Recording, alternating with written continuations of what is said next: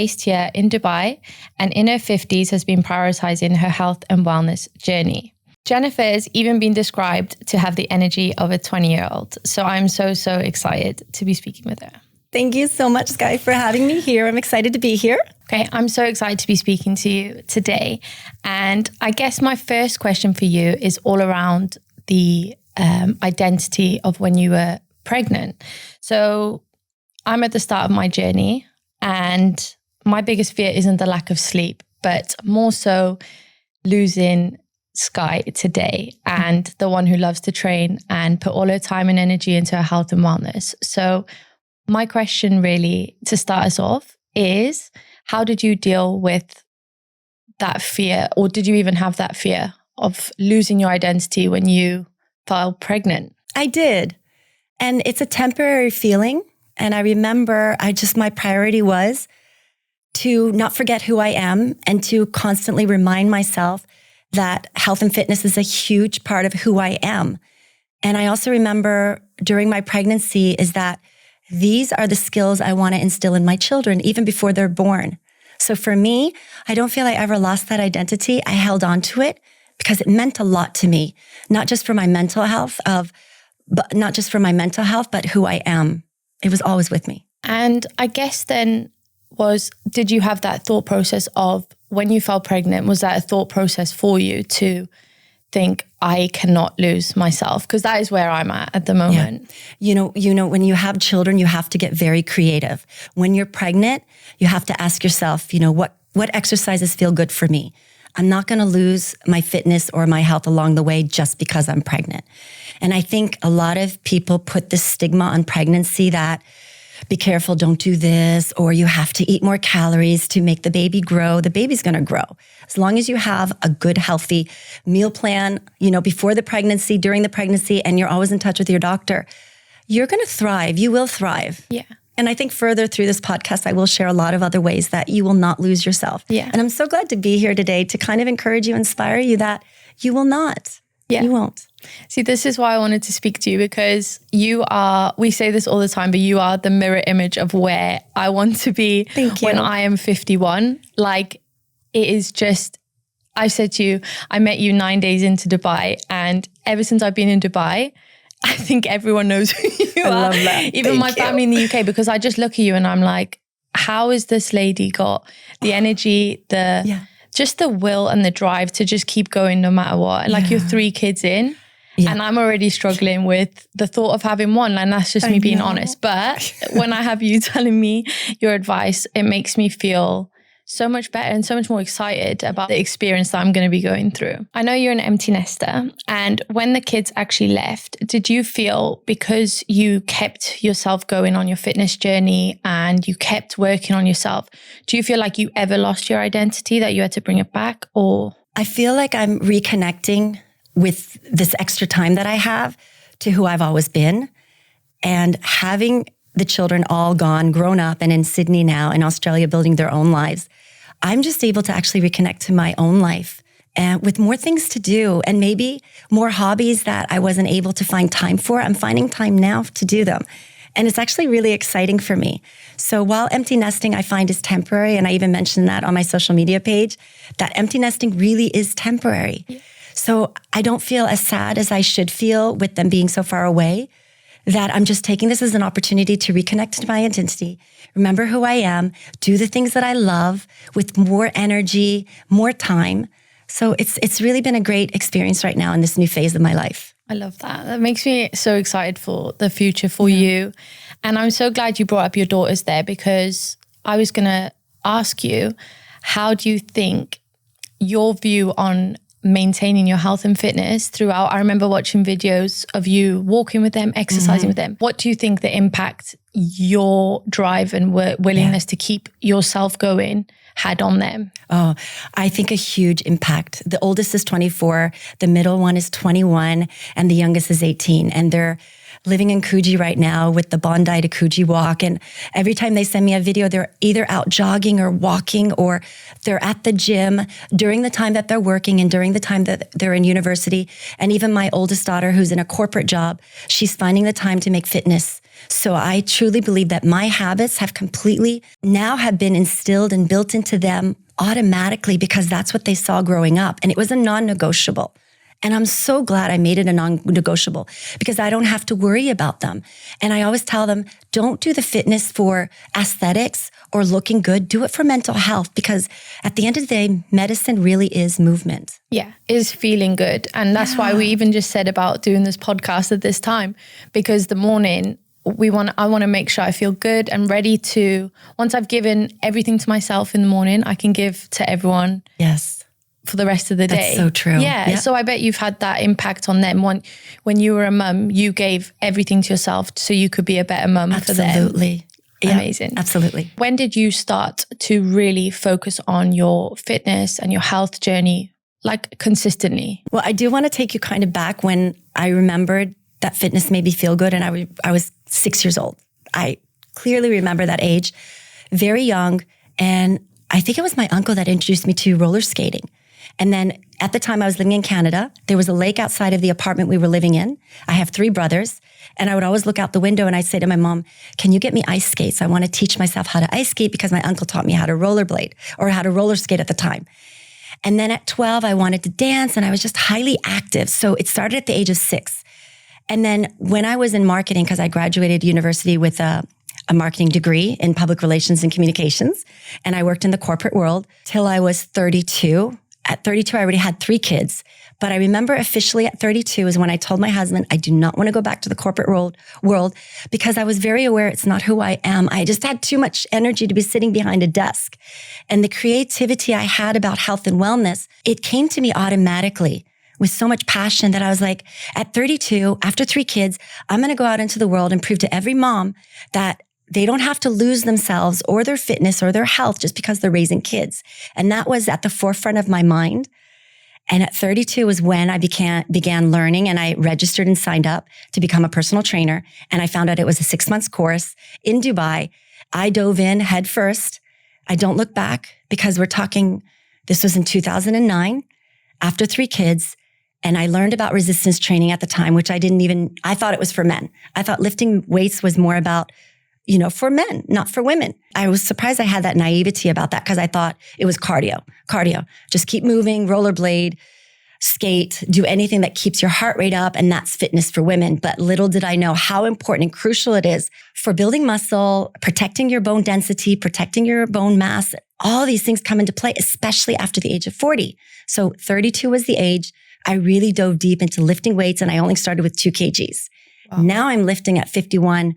I can do a shoulder press with 18 kg dumbbells, 18 kg dumbbells Yeah. And I'm like shocked at what 32 with 2 kgs has reached to this level of lifting, shoulder pressing 18 kgs. And anyone out there that is listening, know that weight is pretty heavy for a shoulder press for a woman. That is very heavy. Yeah. I think that's more than I can do, Jen. So maybe when I'm 50, I can do that weight as well.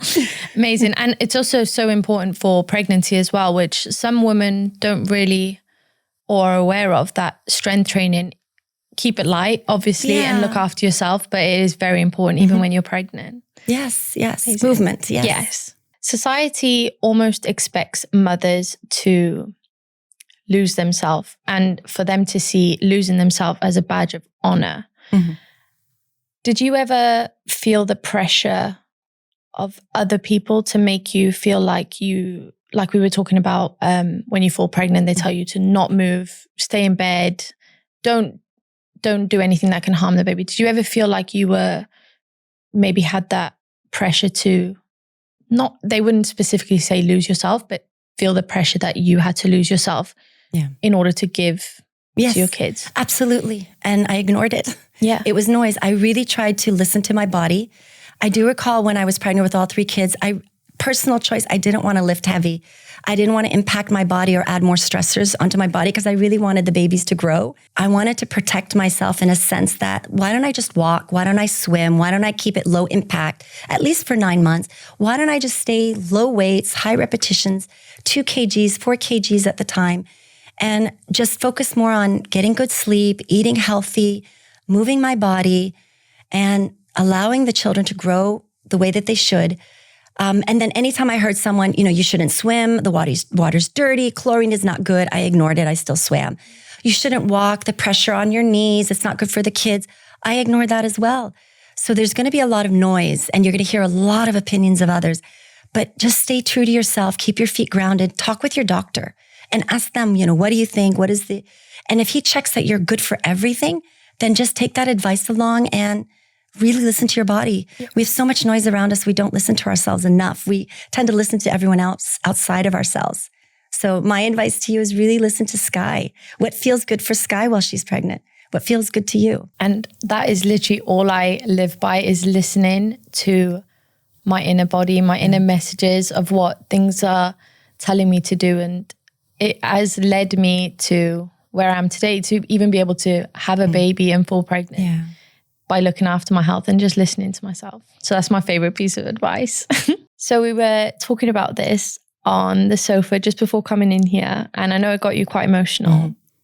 And I love this question, but looking back, do you think that having kids made you more disciplined? And do you think the hours that you had to fight for yourself and your health and wellness made you more disciplined in who you are today? Absolutely. When I had these kids, when I had my children, I just remember I wanted them to be a better version of me.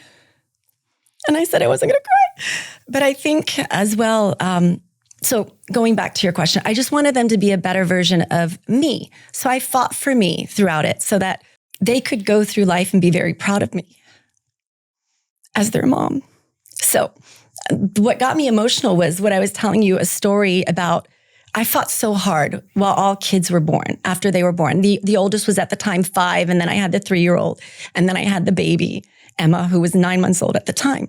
And I put them all together in one room because they wanted to sleep together. And I would bring my mat, and I told the girls, if you guys go to sleep, they were very difficult, like all children are, to get them to bed. And we were talking 7 p.m., 7:30. I really wanted them to sleep. So I said to them, if I bring my mat and I exercise in the room, will you stay in bed and sleep? So just the cutest thing in the memory that came to me was my middle child would peek over the bed and say, Mom, we're not asleep yet. You have to keep exercising. Oh my God. I can't forget that. So she would just peek over the bed, look over and say, Mom, you can't stop exercising. We're not asleep yet. And I would do that over and over again until they became of an age where really the youngest was maybe 7 before they would sleep without me in the room. Yeah. And, then I'd go exercise outside of the bedroom. But I fought hard to make fitness the top priority, not just for myself, but for my children or for my family. I fought because I didn't make excuses. And I did that for them and I did it for myself. And I'm here today to sit down and say, I have more energy now than I had in my 20s because I didn't give up. I didn't have the excuse of, I have children. You didn't make that your excuse. You actually made it your reason to carry on. Yeah. And like you said, like the impact on your girls now, you watching them run and just make time for their health and wellness, and they'll do that with their thriving, kids. Yes. And that's all because you put yourself first and you fought for yourself. I fought. Yeah. And that's one thing that I'm going to take away. Yeah. Just keep fighting. Yeah. So a lot of people think that they can out-train a bad diet. In your experience, in your journey, how much of your physique, your energy is based on the nutrition and the food that you feed yourself? Well, the older I get, you cannot outrun your nutrition anymore. I remember in my 20s, I could outrun my nutrition because your 20s is when your metabolism is at its best. I think I was still outrunning my nutrition in my 30s as well. And what I mean by that is I'd sneak in a couple burgers during the week. I'd eat pizza. I'd have pasta all the time. Highly fat foods I'd get away with because I was always training so much. I could get away with it. But after late 30s and 40s, unfortunately, that scenario no longer will work because I experienced it. I was trying to eat the same way I did in my 20s and 30s into my 40s. And I passed the phase where I actually had perimenopause, like I was confirmed in perimenopause, which all women are after the age of, it can be as early as 42. And I thought, that's not going to be me. I mean, there's some things you can't ignore. Yeah. And I realized nutrition now, after 40, becomes 100% all in. You cannot outrun your nutrition.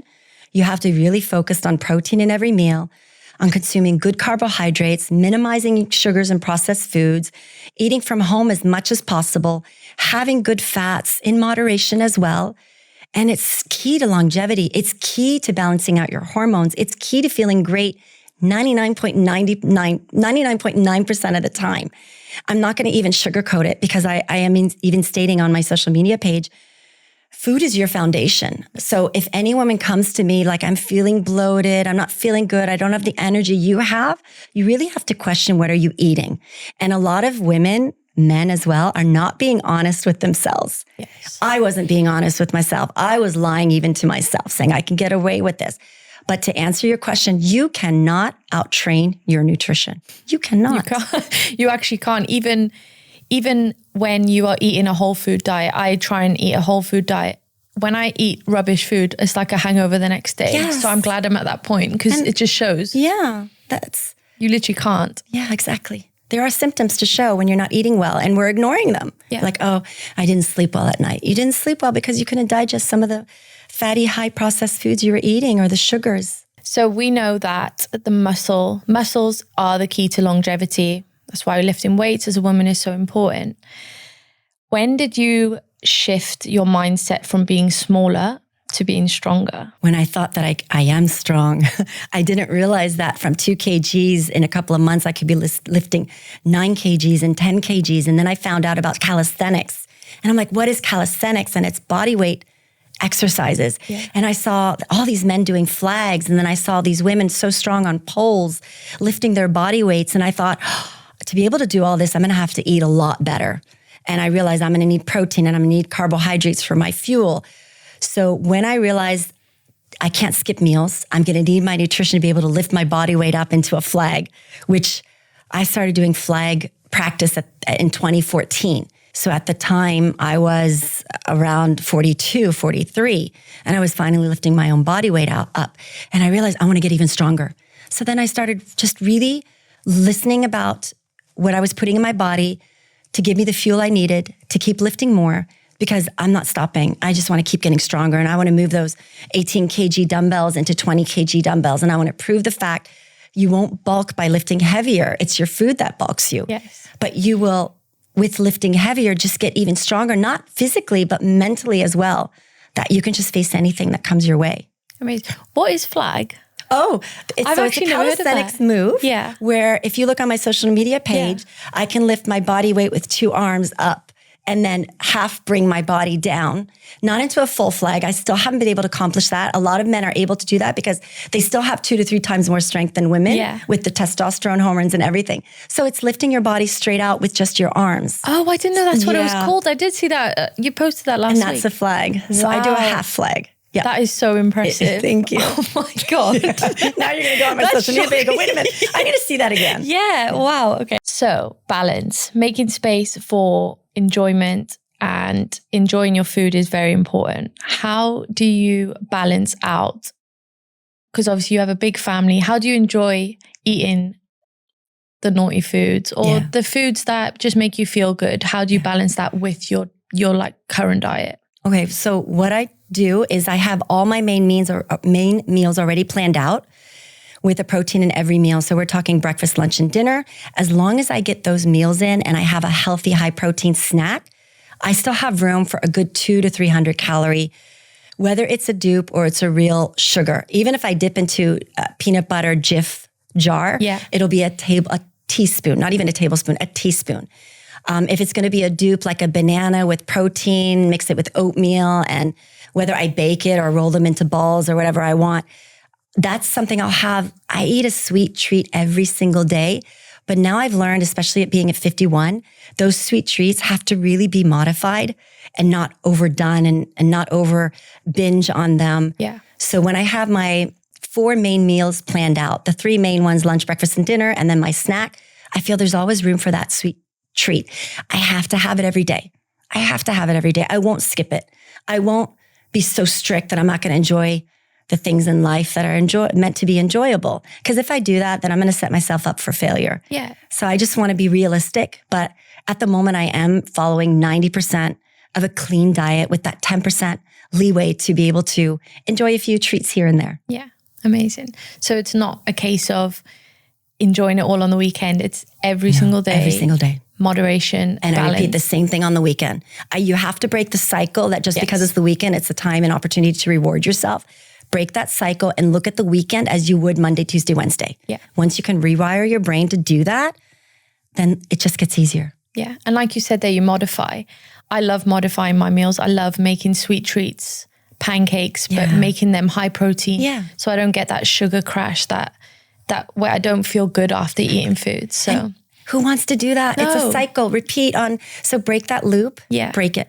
And just remember with that, it feels good when you eat well. Yeah. And every meal you can, or every sweet treat you can actually modify if you're if you're creative enough. Exactly. And they're all over social media or go on TikTok and just learn everything and see what other people are doing and just copy it at home. Yeah, and they taste so good. It actually tastes better sometimes. And they fill me up. Yep. So yeah, life hack. Did you ever have a all or nothing approach with food? Absolutely. I think I shared it as well on my social media. I was 48 years old and I woke up realizing for the past year, I tried to outrun my nutrition and I had an all or no approach. And looking back, I realized I was emotionally eating. And I think it's because I had my second child and my third child almost graduating and leaving the nest. So I was, I believe, bottling up a lot of emotions by going in all or nothing approach, binge eating sugar, going out to eat with my girls because I was enjoying my last few years with them. And I realized that wasn't really working for me. And why was I doing that? So I had to question my why. Why was I going in with an all or nothing approach to just forget everything I know, put nutrition on the side, and enjoy my time with my girls? I could have done that still in moderation. Yeah. But I did lose myself a little bit along the way. And I do have a post where I show myself really bloated and inflamed from these foods. And there's proof that you are what you eat. So I put myself back on what I know, all the information I'm aware of.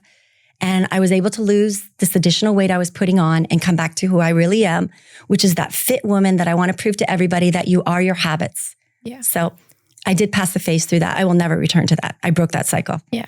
Amazing. I think that takes me on to one of the biggest things that I learned from your talk at that event, that networking event, breathwork and ice baths. Mm-hmm, my favorite topic. Yes. So you said there it's almost like a mindset shift that you have to go through. You were holding on to emotional, maybe just that emotional need to eat and deal with your emotions. So how did the ice bath or breathwork come into my life? Your life? Yeah, it accidentally. Well, the ice baths, I've always been a fan of the cold. I started in 2016 discovering cryo, became an ambassador for the company or one of the companies that was in Dubai. And I went in for 3 minutes into this chamber. At the time, it was a physical experience. I didn't tap into anything emotional like the ice baths do, and we're going to get to that soon. Yeah. But with cryo, you just go in for 3 minutes, you get this bust of energy and skin glowing and everything. So the physical aspect was amazing and decrease in inflammation and recovery from exercise. So I've always been a fan of the cold. That was an accidentally that came into my life. I just loved it. It felt great. And I felt my skin always getting tighter, my metabolism boosting. Breathwork was accidental. I went to a networking event. And as I was actually speaking about health and nutrition up on stage. When I got off the stage, I walked towards someone out of, human instinct. Because I said, "Thank you for being here. And what do you do?" He said, "I'm a breathwork coach." No idea what he was talking about. And I said, "What is breathwork?" He goes, "You've never done breathing exercises?" I said, "No." He goes, "Then come to one of my sessions." And at first I was very reluctant, scared probably. A month later, I called this person who works at a clinic to do the breathwork sessions, had my first session. Everything I thought to be true in my life from childhood to teenagehood to adulthood was all a lie. And it came out through the breathwork. Wow. So it's to show you how powerful breathing exercises are. And it opened up a doorway I never knew existed. And it felt like breathwork to me brought up every emotion that I was holding in. Then comes the ice bath, which is more extreme than cryo or cold plunges. The ice is so painful and it's a stressor on your body.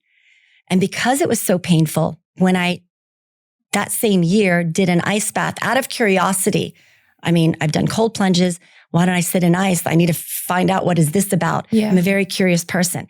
from breath work and then sitting into ice baths, another doorway completely opened. I was going in again for the physical experience, but it opened up an emotional experience. It opened up a mental experience and the physical experience as well. Imagine tapping into all of that in one sitting. And it brought pain to the surface, pain that was sitting dormant in my body, memories of being bullied maybe in high school, memories of difficult times I was facing with my parents.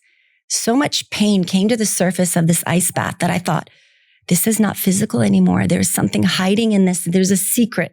And I had to become an ice bath and breathwork coach after all of that. And that's what I did. Because what I went through, I had to share with other people. And because I was coaching and hosting and facilitating breathwork and ice bath sessions, I was able to witness this miracle and this magic that was happening before my eyes for other people. Wow.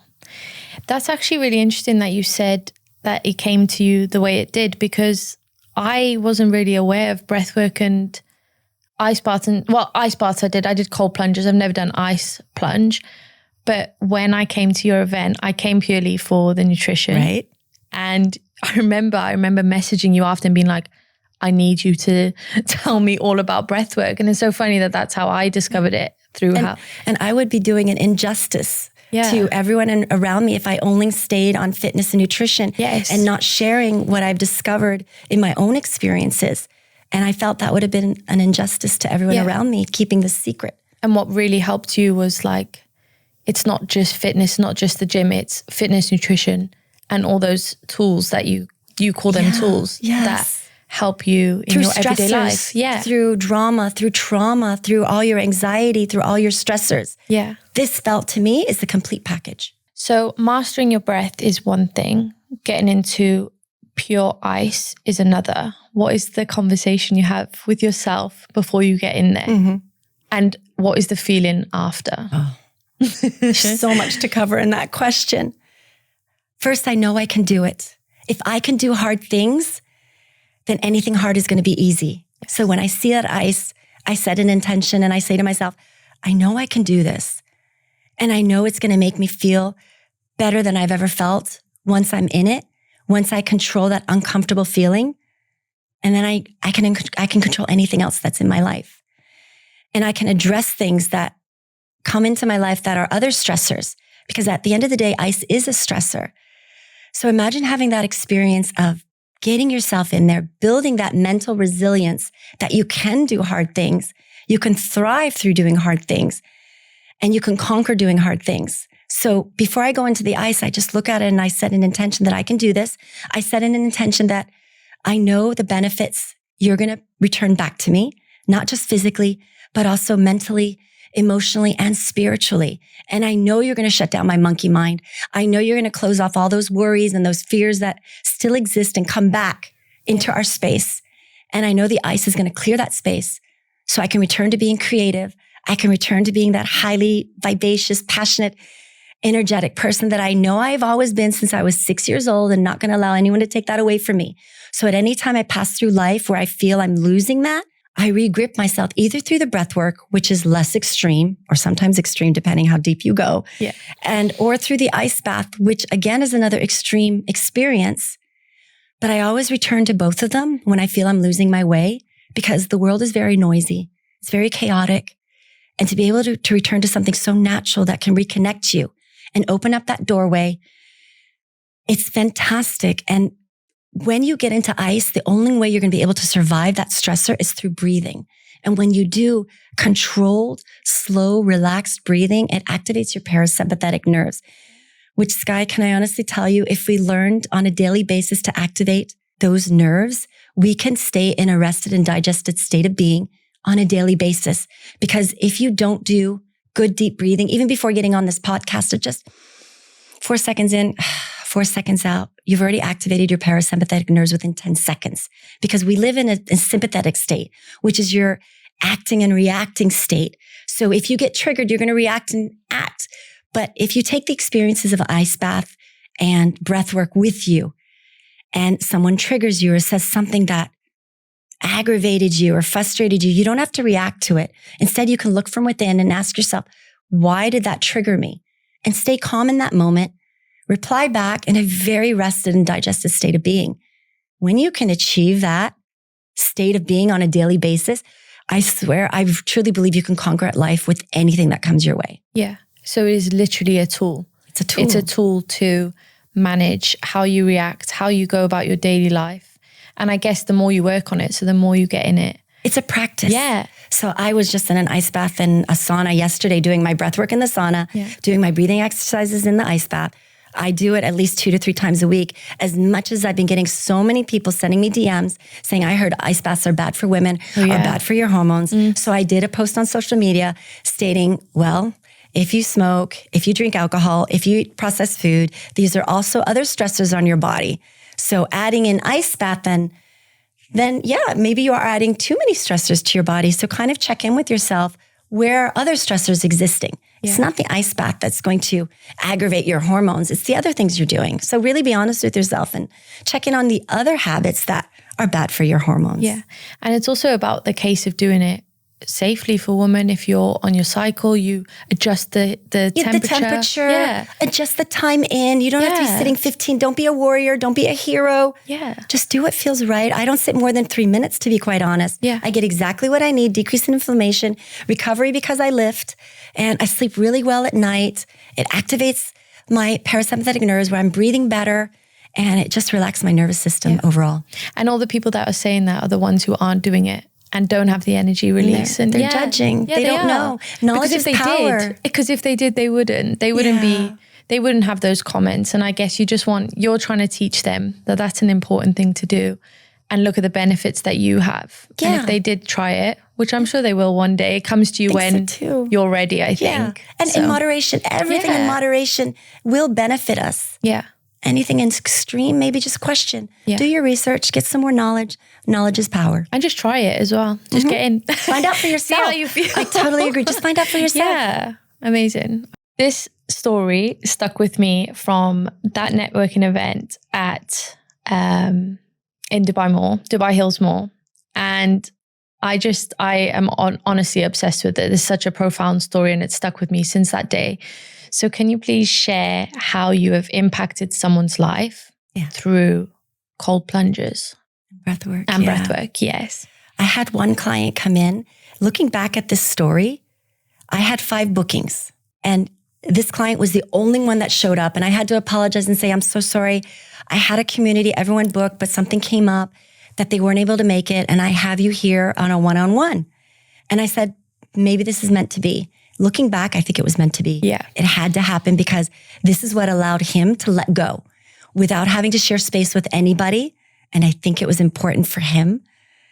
So when he came in early, I said, just have a seat. Tell me more about yourself. Why are you interested in breathing exercises and breath work? And why are you interested in ice bath? And he goes, I'm just curious. And I thought, fair enough. Let me just let you know, you can do this ice bath and breath work for the physical reasons. You could do them and feel that you're tapping into an emotional experience, maybe spiritual, or maybe the ice bath is something that's going to build mental resilience for you. I don't know, but I'm just letting you know, as an ice bath and breathwork coach and facilitator, this is what I've experienced. This is what I've seen. So I really want you to be open to this experience. When he told me a little bit more about himself, I found out that he was going through a divorce. And I said, I understand. Great that you're here. Let's begin. We began. We did the 10-minute of breathing exercises. I put on some music that'll really connect and open up some emotions. Then I get him into the ice bath. Yeah. And I told him, just breathe. And he let go. And this person cried and cried and cried. It was an emotional experience for me as well, because I felt something powerful was happening for him. And you're an empath. And I'm an empath. Yeah. But I was very strong for him because in a session, that's who I will be. Yeah. But sitting here and tapping, like being able to provide this service for someone who's going through pain. And this is tears and emotions of just joy. This is not emotions of sadness. This is just pure joy for me that I can continue my life with this purpose of helping people. And it means so much to me that I have this purpose. I've raised kids. I've actually called this person the other day, who we do stay in touch with. And I asked him because I wanted to hear it from him. Yeah. I don't want to make up stories in my head that because this person never got a divorce, he went back to his wife. And I said to him, did the impact of the breathing and the ice bath, does it have anything to do with your life redirecting and going back to where it was meant to be? Maybe, back with your wife and not with the divorce. And he said it had a huge role. But in that moment, when he went into the ice, he said it wasn't a physical experience. It was an emotional experience for him. Yeah. And he felt the pain of the loss of his parents that he never really dealt with. So the ice is an extremely powerful tool that I think we're underestimating. Yeah. It's not just physical and it's not a trend.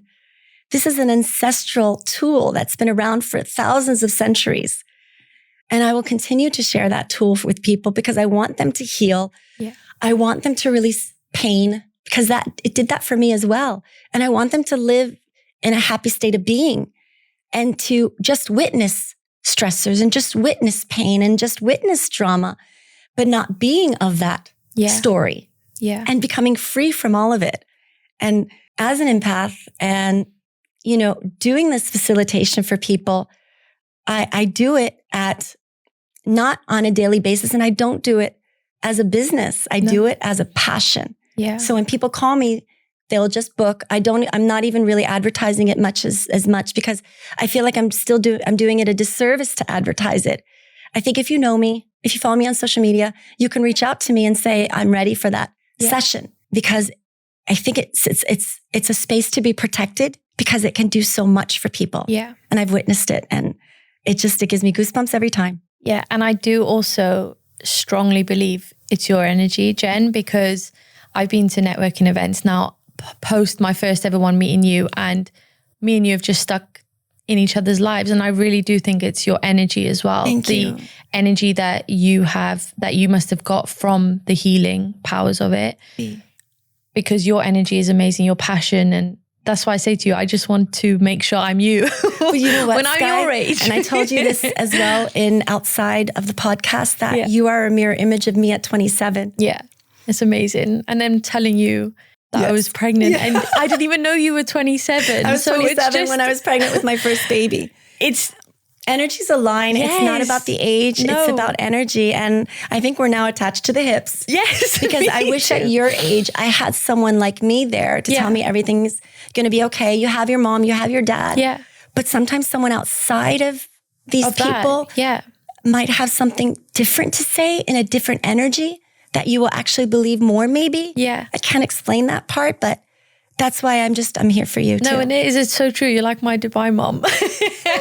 And I do feel so, like you saying, like you wish you had someone to mirror, like not to mirror, but to give you that advice. I feel really lucky to have met you. And it's so funny how that was my first ever event that I came to in Dubai. I know. And I just I remember hugging you the first time. I was like, oh my God, I love this woman. I mean, what you see is what you get. Yes, it is. Yeah. It is. I'm going to even let more come out eventually. I tend to hold a lot in. Yeah. Not to be too crazy on people, but I am a highly active, very energetic person. And I tend to hold it in because it can be too much for people, especially at my age. The wrong people. Probably the wrong people. That's probably why I gravitate to people that are definitely younger, much younger than me. Amazing. And just on the energy thing, it shows how you align to energy. And it's so funny when you mentioned that man that you helped, you still bump into him. Yeah. There's some people I haven't seen in years. Crazy. And then to just bump into them on a whim is just... I think because at the time he was in a place of such pure joy and happiness. Yeah. So that energy will always align itself. Mm-hmm. It doesn't matter where, when, or where you are. And we happen to be at the luggage station of a terminal flying back in from the United States to Dubai. And we're both looking at each other and there's no way we were just on the same flight from Orlando to Dubai. So that energy was lingering on that airplane, but we didn't know it until we landed and we met up at baggage claim. And I laughed at him and I said, this is no coincidence. No. This is healed energy. I'm witnessing healed energy because he was in such a great state of being and a state of mind and a wonderful place for himself to be in. Honestly, you telling me that shook me. And that story will stay with me forever. It's one of my favorite ones. Mine too. And he still sends you like messages. Just catch up. Just full gratitude. Yeah. And the impact you had on him. So it's not just your daughters, you've had an impact on him, me, and I can't even imagine how many other people. Thank you, Sky. Amazing. I hope to do more. I hope to have more impact on others. I know you will. Thank you. Jen, I'm 27, about to embark into motherhood. You were 27 when you first fell pregnant. So I want to know what you would tell yourself at 27 years old, knowing what you know now. I would tell 27-year-old Jennifer, and I would also tell you, Sky, at the same age, which is crazy. I'm going to keep it simple, and then I'm going to go deep. Okay. Get some sleep. When you're tired, don't fight it. Sleep. Sleep is the doorway to recovery, to mental strength, and to getting all that energy back to be able to thrive through your day. And if we're lacking sleep or we're having trouble sleeping, find ways that'll put you in a great state of sleeping well. That's the first thing I would tell Jennifer back in 27. I thought there's not enough time in the hours. I have to be able to do everything. I have to get everything in to be able to be a better mom. And I was wrong. I also think, going in a little bit deeper, I wish I knew what I knew now, which is to have handled, but I wasn't aware that I was managing stressors and trauma and dramas and anxiety. I thought that was normal. I realized I had to have better relationships with certain people in my life so that I don't take these memories into motherhood, raising children, because I really feel that that'll lap over into them. Mm. So if I could go back and if I had more awareness about that, I would have asked for maybe more tools to help me deal with maybe some traumas, recognize some dramas I'm dealing with, set more boundaries, and listen to my internal voice more. I didn't. I was living on the surface and I wasn't living from within. I was living a lot from without, doing what society expected of me, doing what my parents maybe expected of me, to be a good mom, to put the children first, to be a good wife. So looking back, sleep is definitely a priority. When you have your children, please sleep with them. The bottles can wait. Just have a nice big lineup of bottles so you don't have to keep cleaning them. Have everything frozen if you need to. And just really question and don't lie to yourself. Do you have any traumas, anxiety, or stressors that are living dormant inside your DNA, inside your cells, so you don't pass them on to your children? And I was made aware to all that when I was 45. I'm 51. Wow. So I was going through life, taking out anger, maybe yelling at the kids. There was no need for that. Communication is what children need. And I really believe our children from day one are your guide and they're your gift. Yes. I looked at them more of just an extension of myself. Looking back, they're not an extension of you. They are a gift of you. And they are here to teach you how to live in joy and how to live in peace. And they're gifts to teach us life lessons. But I think this generation, though, and my children's generation know that. But our generation, my generation, the 1970s, maybe, and I'm not speaking on behalf of everybody. I'm speaking on behalf of myself. Yeah. I wasn't aware of it all. And as soon as I became aware, it's never too late. At 45, because now I apologize to my children. And I let them know that I didn't know what I know now. And if there's anything that, any regrets or anything I did wrong, then I'm sorry. Yeah. And, you saying that makes me think back to, like you said, your generation. My mum did things that she didn't know. Yeah. I always say to her, but you were just doing your best. And with what you knew, you knew at the time. And that's it. And the best is still good. And my children will cry when I tell them that. And I'm like, I'm just for your own healing, because I want you to thrive. Yeah. And I want you again to be a better version of me. I want you to be a better version of you. So I always ask my children, is there anything sitting dormant of, that we can discuss, we can bring to the surface, a memory that you have that maybe I might have done wrong, that you perceive to have been done better. Yeah. And till this day, they say, no, you were perfect. Oh, so that means a lot. Yeah. It means a lot. Yeah. And I think that just shows, that's what I'm going to take away from this, is just you show, even at your age now, you're curious, you're open to learning. And I think because you took it upon yourself, you didn't wait for anyone to help you. You took it upon yourself to learn and get better every single day. Because that's intuition. Yeah, because if you stuck in your old ways, maybe they would have had a different experience. Exactly. And I think that's one of the biggest lessons that I'll take from today is how curious and open you are to getting better and just finding tools, applying them to your life. You never know what's going to work for you. If you'd never were curious to breath work, yes, you would have never had that experience. So I think stay open. Yeah. Stay open to everything. Yeah. Because it's just going to make you better. Yeah. And when you become better, the world becomes better. Yeah. And then you can inspire other people to be better. And you can give more of yourself. Exactly. Absolutely. So, amazing. Thank you so much, Jen. Sky, thank you so much. This is very special. It is. It was very raw. I've never cried on a podcast before, but I also feel being an empty nester, I'm trying to show everyone that I'm managing it well, and I am. Yeah. But also there's still some emotions that are still there that I will always miss my children, but it is temporary because they will be back or I'll be going to them, and we're very close. And you're watching them all the time grow and thrive from everything you've taught them. Yeah, exactly. And in this time and age, we have so many sources of communication. So there is no excuse. There's just that emotional feeling of missing them. Yeah. But it doesn't have to overcome you. No. But just make sure to feel it. Yeah. And I need to probably after this make sure to go back and connect and feel that too. And, and you're on a new chapter now. I'm on a new chapter, and I'm very excited about this chapter. It's a great one. We're both on new chapters. We are. Amazing. I'm excited for your chapter, and I'm going to be back here witnessing the whole thing and here for you all the time. Thank you so much. I love chatting with you. Thank you, Sky. I love being here with you. Thank you so much, Jennifer, for coming on to Built to Last. Where can everyone find you? You can find me on my social media page, Jennifer Seaford on Instagram. Stay tuned for the next episode, and hopefully we'll have Jennifer on for part 2. I would love it.